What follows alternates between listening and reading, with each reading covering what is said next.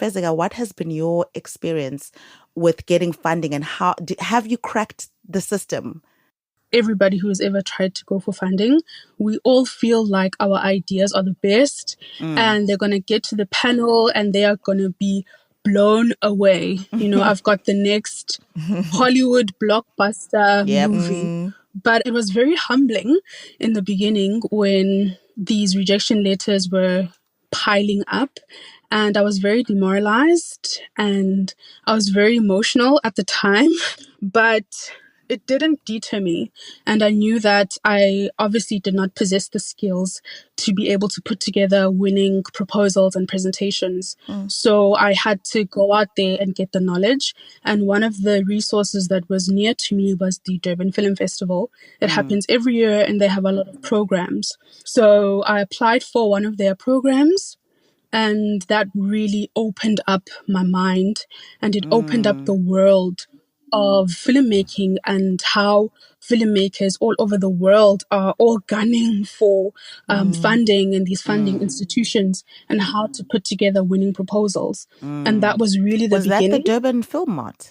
So there's two. There's the Durban Film Festival, which is DIF, the Durban International Film Festival. And then there's also the Durban Film Mart. And I've been in both programs. And that is really how you really develop the skills and the acumen to be able to put together proposals and to also cultivate your stories in a way that resonates with the funders, institutions and bodies. And it's not to say that you're changing the way or the story that you want to tell, but you're tweaking it so that it can resonate with the audience that they want to resonate with. And I think it does help you along your journey as a filmmaker, because filmmaking is not something that you do in a vacuum. It's something that you do to share with people.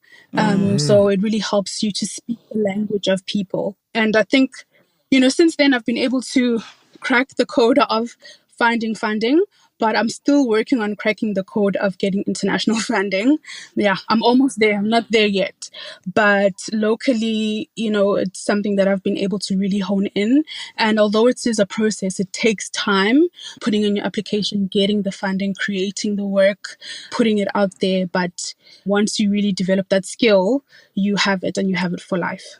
Yeah. And so while you're busy putting together these winning proposals, how are you eating? How are you paying rent? Take us through that, because that's also another side that, we don't speak of. I remember having to move back home after thinking I'd make it big at SABC in Joburg after I graduated, only to discover that I was number 500 and something in the audition, trying to get a background role. And I did not take that well at like 20. And so my parents were like, you know what, while you're figuring yourself out, come back home.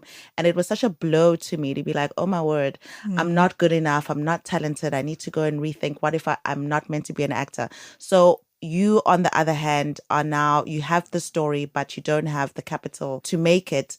How are you sustaining yourself while putting together the proposals?